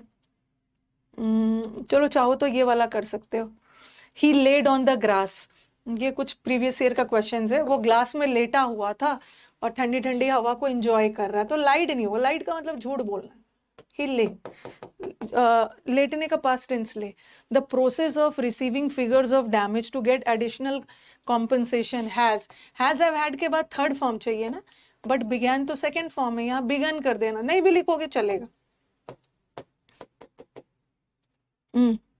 ले कैसे आया, लाई का पास्ट टेंस ले होता है ना, लाई का पास्ट ले होता है, लेटने वाला है, और ये लाइट तो झूठ बोलने का पास्ट टेंस है। तीसरा द असासिन का मतलब है मर्डरर को दोषी पाया गया और उसको फांसी दिया गया है। वो इतना जिज्ञासु है, ही वॉज सो इंक्विजिटिव, उसने क्लास में बहुत सारे क्वेश्चंस रेज किया किसी के द्वारा, ये कर लिया। ठंड लग रही है अब।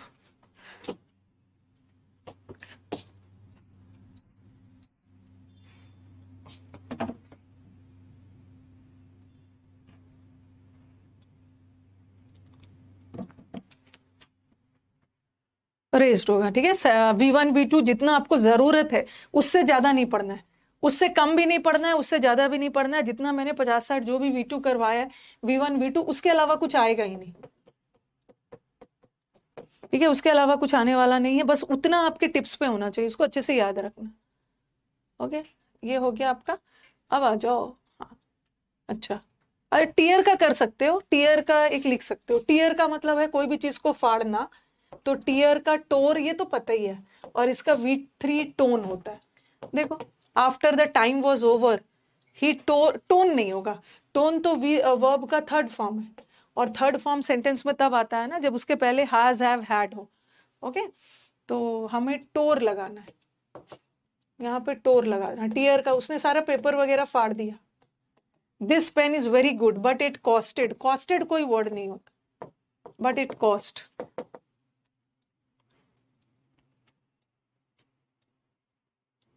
प्रेजेंट में जा रहा है तो कॉस्ट लगा सकते हो, इसका दाम, ये पेन बहुत अच्छा है बट इसका दाम, नहीं कॉस्ट भी सही है, बट ये मुझे पास्ट टेंस में एक पास्ट भी जा सकता है।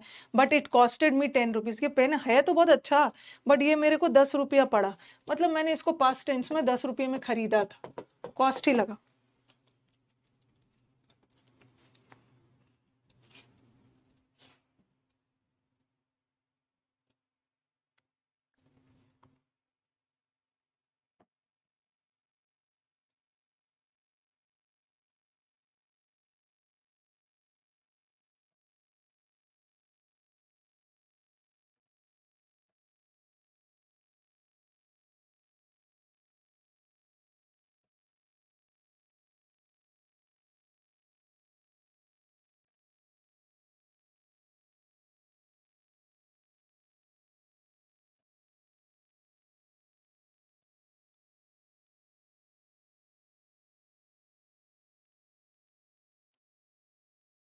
ये भी हो गया, V1 V2 सब हो ही गया।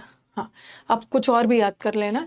एडवाइस और एडवाइस, CE वाला और SE वाला में क्या डिफरेंस है। ये CE वाला इज अ नाउन, ठीक है। जैसे C वाला एडवाइस का मतलब है सलाह, और ये वर्ब है, दिस इज सलाह देना। लिखते जाओ फटाफट, फिर एग्जाम्पल दूंगी। ओके, CE वाला प्रैक्टिस, ये प्रैक्टिस का मतलब है अभ्यास, अभ्यास और ये है अभ्यास करना, हिंदी हिंदी करवा करवा के। This practice is noun, CE वाला नाउन होता है और SE वाला वर्ब होता है। The tree was laden with fruits, हाँ ED मत लगाना। उपदेश देना है, एडवाइस देना, सलाह देना, उपदेश तो थोड़ा अलग हो गया, हाई लेवल है उपदेश।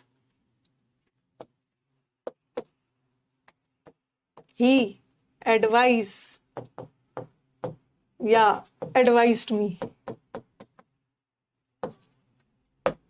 और ही गेव मी एडवाइस या एडवाइस। देखो, दोनों जगह बात तो मैंने सेम ही बोला है, बट ये तो सब्जेक्ट है और सब्जेक्ट के बाद तो हमें वर्ब अच्छा, सब्जेक्ट के बाद तो हमें वर्ब चाहिए, ठीक है। बट सीई वाला तो नाउन है, सी वाला नाउन है और नाउन का पास्ट टेंस नहीं बनेगा ना, तो हम ऐसी वाला लगाए।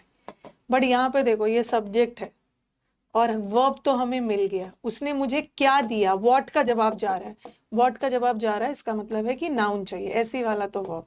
बात तो दोनों जगह मैंने सेम ही बोला।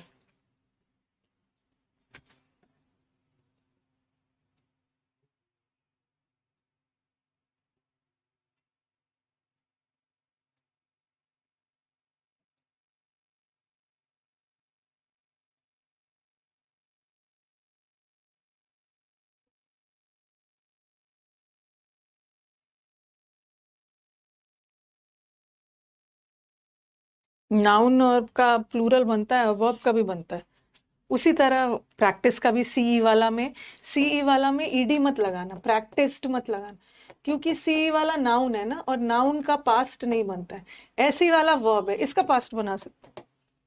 ओके, नेक्स्ट आ जाओ, लिखते जाओ। लाइसेंस, ये सीई वाला लाइसेंस का मतलब होता है, लाइसेंस तो पता ही है, लाइसेंस मिलना मतलब परमिशन मिलना, ये नाउन है।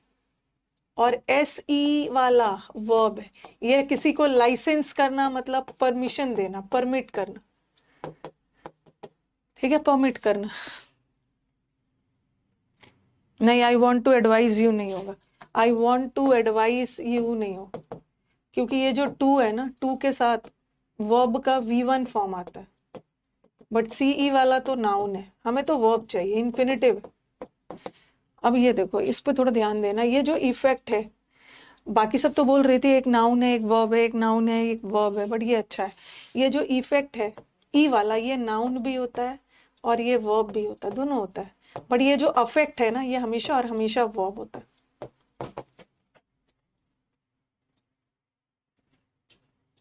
लाइसेंशियस तो करप्ट हो गया, वो तो अलग है, वो तो एडजेक्टिव है।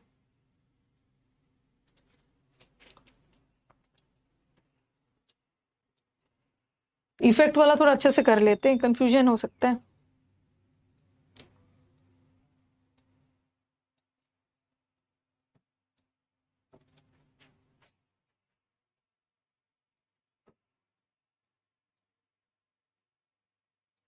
फोर्थ वाले से एरर आता है, हाँ। फोर्थ वाले से एरर आता है, सही बोला। कल मैं क्लोज टेस्ट करवा रही थी, उसमें भी था। देखो क्या क्या याद रखना, ये जो अफेक्ट और अफेक्टेड वर्ड है ना, बहुत खूबसूरत वर्ड है। ये जो इफेक्ट है, ओके, और ये जो अफेक्ट है, इससे बहुत बार बार के एरर्स आते हैं। लेकिन बच्चों को क्या लगता है कि मैम ये अफेक्ट वर्ब है और इफेक्ट नाउन है, ठीक है, ये ऐसा सोच लेते हैं, बट ऐसा नहीं है। ये जो इफेक्ट है नाउन के अलावा वर्ब भी हो सकता है। अब आपके दिमाग में क्वेश्चन आ सकता है कि अगर वर्ब है, इफेक्ट भी तो वर्ब है और ये भी तो वर्ब है, तो दोनों में कुछ तो डिफरेंस होता होगा ना। ओके, हाँ, बता रही हूँ। अफेक्ट का मतलब होता है ना, एक अफेक्ट का मतलब है किसी भी चीज को प्रभावित करना, ठीक है, अफेक्ट करना मतलब किसी भी चीज को प्रभावित करना, एज अ वर्ब। अब बोलोगे कि अफेक्ट अफेक्ट नाउन नहीं होता है, अफेक्ट हमेशा वर्ब होता है, और इफेक्ट तो नाउन और वर्ब दोनों होता है, तो आप बोलोगे मैम अफेक्ट भी तो वर्ब है, और आपने बोला कि नाउन होने के अलावा इफेक्ट भी वर्ब का काम करता है, बट दोनों में क्या डिफरेंस है। अफेक्ट करना मतलब है किसी भी चीज को प्रभावित करना, अफेक्ट करना, इन्फ्लुएंस करना, ओके। बट इफेक्ट का मतलब होता है ना, एज अ नाउन, इफेक्ट का मतलब प्रभाव होता है, ओके, प्रभाव। लेकिन ये है प्रभावित करना, ठीक है, प्रभावित करना वर्ब है और प्रभाव नाउन है, but as a verb effect का मतलब होता है ना किसी चीज में चेंजेस लाना, प्रभावित करना नहीं है, किसी चीज में चेंजेस लाना, टू ब्रिंग चेंजेस, किसी चीज में बदलाव लाना, वो भी पॉजिटिव, पॉजिटिव, पॉजिटिव। जैसे जैसे मैंने लिखा, the new policy has affected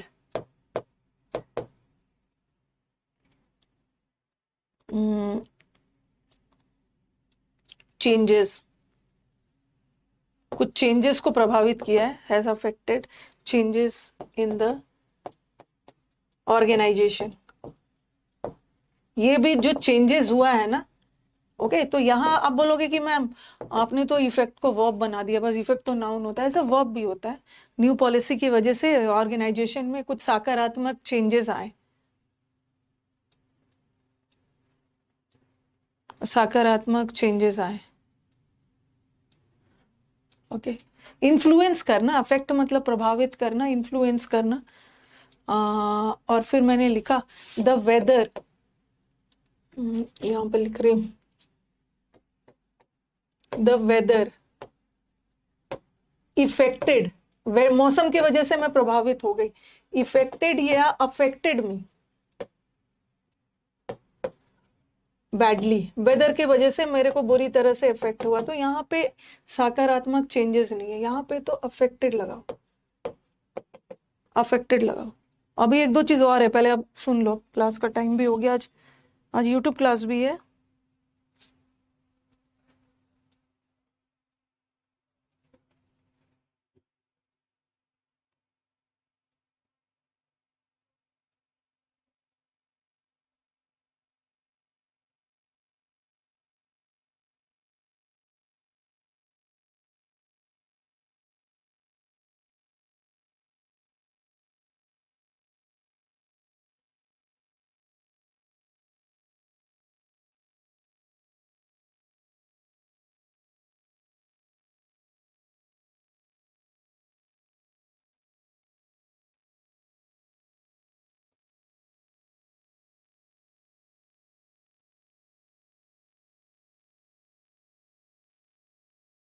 okay अब फिर मैंने लिखा the weather,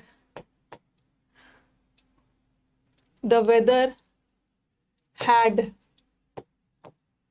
bad effect on me, the weather had bad affect और इफेक्ट ऑन मी, मेरे ऊपर मौसम का बैड इफेक्ट पड़ा। तो बैड तो एडजेक्टिव है और एडजेक्टिव के बाद नाउन चाहिए ना, बट अफेक्ट तो वर्ब होता है। तो हम effect as a verb, as a noun negative sense में भी यूज कर सकते हैं, but effect as a verb हमेशा पॉजिटिव चेंजेस लाना, ओके। और दूसरा चीज क्या याद रखना है, एक और चीज याद रखना है कि इफेक्ट के साथ ऑन लगा सकते हो, बट अफेक्ट के साथ ऑन मत लगाना, अफेक्ट के साथ ऑन नहीं आता है।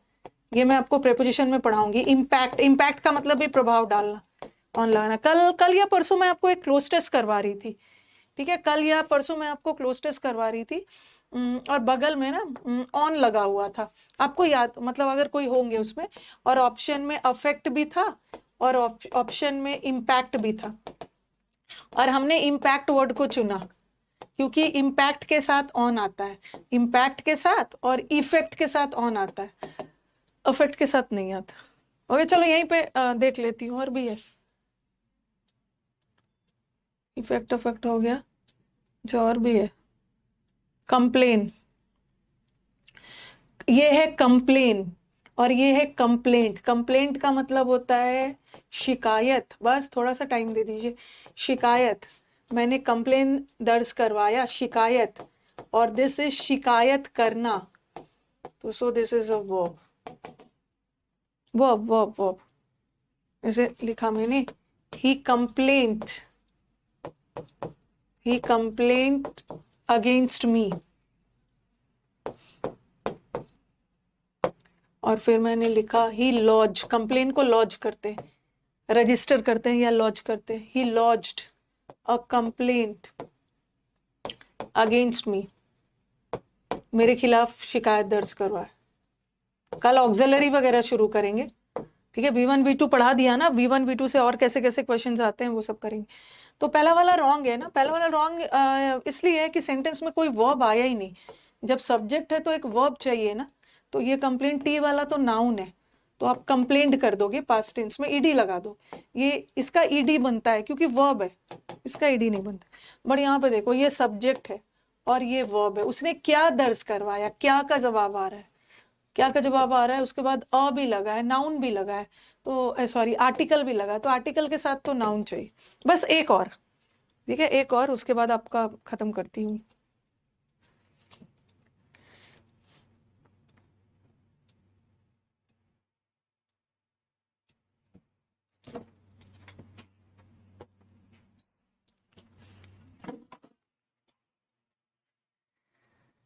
एक एम्फसाइज और एम्फोसिस वाला भी करवाती है।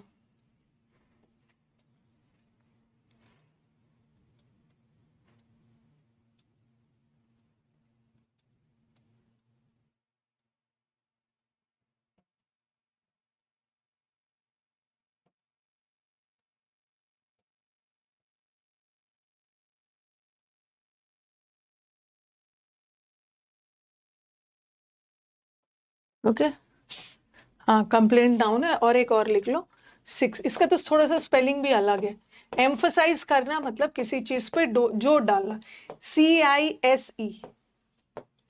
एम्फसाइज ZE भी लगाते हैं और SE भी लगा, लेकिन आजकल हम एम्फसाइज में एम्फसाइज ZE लगा देते हैं, एम्फसाइज। ये एम्फसाइज करना मतलब किसी चीज पे जोर डालना, ये वर्ब है, ठीक है। और ये एम्फसिस, ये नाउन है, ठीक है। और इसके बारे में क्या, एक तो नाउन वर्ब हो गया, और याद रखना कि जब ये वर्ब का काम करेगा ना, तो इसके साथ ऑन मत लगाना, नहीं लगाना जब नाउन का काम करेगा तो ऑन लगाना। देखो, पढ़ाते पढ़ाते हमें भी पता चल जाता है ना किस वर्ड से और क्या क्या एरर आता है। चलो, मैं तो यहाँ वर्ब के रूप में पढ़ा रही हूँ कि एक वर्ब है, एक नाउन है, लेकिन थोड़ा बहुत प्रेपोजिशन भी देख लो। वर्ब का काम कर रहा है तो ऑन मत लगाना, क्योंकि एम्फसाइज एक ट्रांजिटिव वर्ब है, ट्रांजिटिव वर्ब प्रेपोजिशन नहीं लेता है और एज अ नाउन लेता है। हाँ, क्लास एंड कर दे रही हूँ मैं, क्लास एकदम एंड कर रही हूँ। ही एम्फसाइज्ड ऑन द पॉइंट। मेरे को भी अभी ब्रेकफास्ट करना रहता है, ब्रेकफास्ट करके फिर यूट्यूब पे आना रहता है, मैं एंड कर रही हूँ। ही पुट एम्फोसिस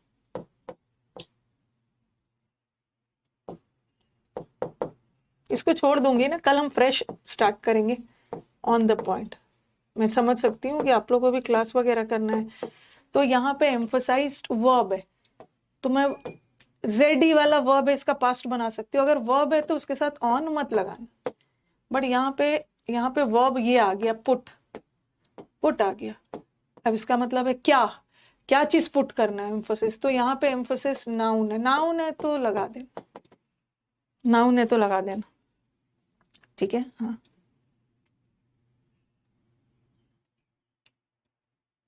ओके। और एक चीज थोड़ा सा और याद रख लो, जब क्लोस्टस बनाओगे तो एम्फोसाइज वर्ड के साथ ना ये दो वर्ड ऑप्शन में रहेगा, दोनों में से कोई एक रहेगा। अगर आप किसी चीज पे जोर डाल रहे हो ना, तो ये आप क्या बोलते हो, यू मेक एम्फोसिस नहीं बोलते, यू पुट एम्फोसिस, ठीक है। यू पुट एम्फोसिस, यू ले एम्फोसिस, ये सब वर्ड एम्फोसिस के साथ हम लगाते हैं।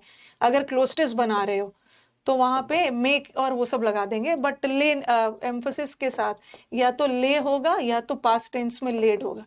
लेड एम्फोसिस मतलब किसी चीज पे जोर डालना। ये मैं थोड़ा क्लोस्टस पॉइंट ऑफ व्यू से बता रही हूँ कि एम्फोसिस वर्ड के साथ ये वाला वर्ड आता है, पुट आता है, या लेड भी आ सकता है, लेड भी होता तो करेक्ट। ओके, चलो ठीक है, अब मैंने आपको फ्री कर दिया। हाँ हाँ हाँ, आपकी क्लास है, मैं समझ सकती हूँ। एंड कर दिया, एंड कर दिया। मेरे को भी जल्दी से ब्रेकफास्ट करना है ना भाई। अब मैं, हाँ, अब मैं अपना बाल खोल लूंगी, ठीक है। तो डिस्ट्रैक्ट मत होना हमारे स्टूडेंट। ओके, आज तो मैंने आपके कहने पे बाल बांध लिया, ऐसा थोड़ी है कि हाँ मैम आज आप बाल बांध के आना, आज खोल के आना। मेरा मन, मेरा मन है, मैं कुछ भी करके आऊंगा।